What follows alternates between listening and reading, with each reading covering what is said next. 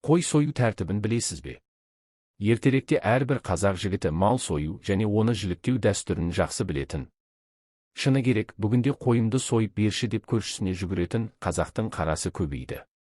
Сол себепті біз бүгін қой союда орындалатын салт дәстүрлер мен оған берілетін түсініктер туралы баян етеміз. Бірінші, сойылатын қойды таңдау. Сойылатын қой пышаққа жарамды семіз болуы керек.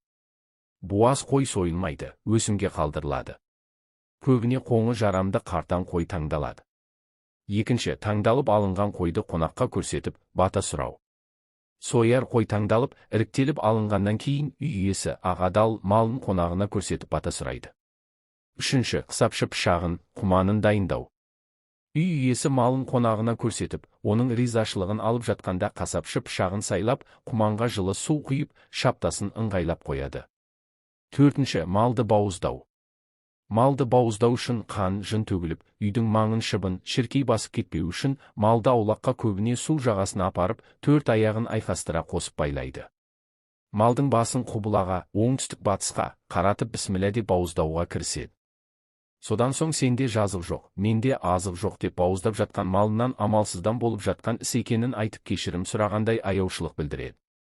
Бесінші, қойдың аяғын байлаған жібін шешу, құмандағы сумен қойдың алқымын жуып, бауыздау, қанынан тазарту, қолын, пышағын жуу. Бауыздалып жаны әбден шыққаннан кейін қойдың аяғын байлаған жіп шешіліп алынады. Содан кейін қысапшы құмандағы жылы сумен қойдың алқымын жуып бауыздау, қанынан тазартады, қолын, пышағын жуады. Алтыншы, бауыздалған қойдың екі түрлі тәсілмен сою. Бауыздалған қой екі түрлі тәсілмен сойылады. Бірі төселген шыптаның үстінде жатқызып союда, екіншісі артқы екі тілерсектен ағаш өткізіп іліп сою, кей жерде асып сою деп аталады. Жетінші, қойдың терісін іреу, түйу. Қойды сою үшін алдымен терісінен ірейді, түйеді. Іреу деп сыпыруға қолайлы мүмкіндік жасау үшін белгілі бір тәртіппен қойдың терісінен бауыр жағынан кесуді айтады.